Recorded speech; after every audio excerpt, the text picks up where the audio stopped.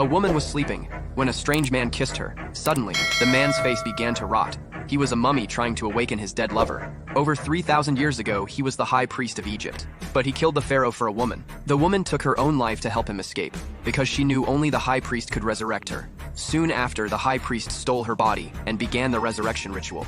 But the ritual was interrupted. The pharaoh's guards caught him. They mummified his followers and subjected him to the cruelest punishment. First, they cut out his tongue, then wrapped his entire body in linen and poured flesh-eating scarabs all over him. He was eaten alive.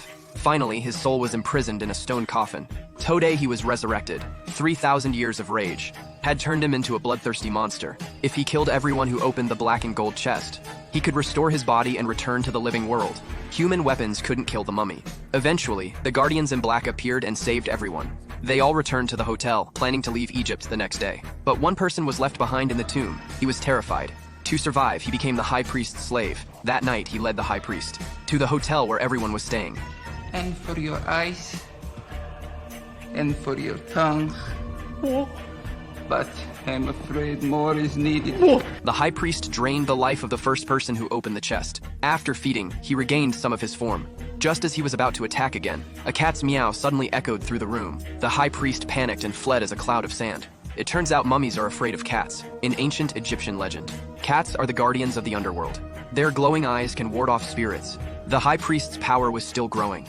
The Guardians in Black had always been watching over the city of the dead. Their mission was to stop the high priest from returning, but recently, Anna accidentally awakened him. To prevent an even greater disaster, they had to seal him away before he killed everyone. That night, the high priest came again. He killed 2 more people who had opened the chest. Muscles began forming on his body. Now his figure was almost fully restored.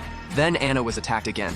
She had been chosen by the high priest as a sacrifice to resurrect his lover. David held up a cat and drove the high priest away. They decided to speed things up and return to the tomb to find the book and seal the high priest as soon as possible. But the hotel was surrounded. The high priest had taken control of many people, turning them into his followers. Seeing this, everyone jumped in a car and fled. A horde of the undead came charging toward them. They kept climbing onto the vehicle. Then someone fell off. It happened to be the last person who had opened the chest. The high priest killed him, and with that he fully regained his body. In the end, everyone barely escaped with their lives.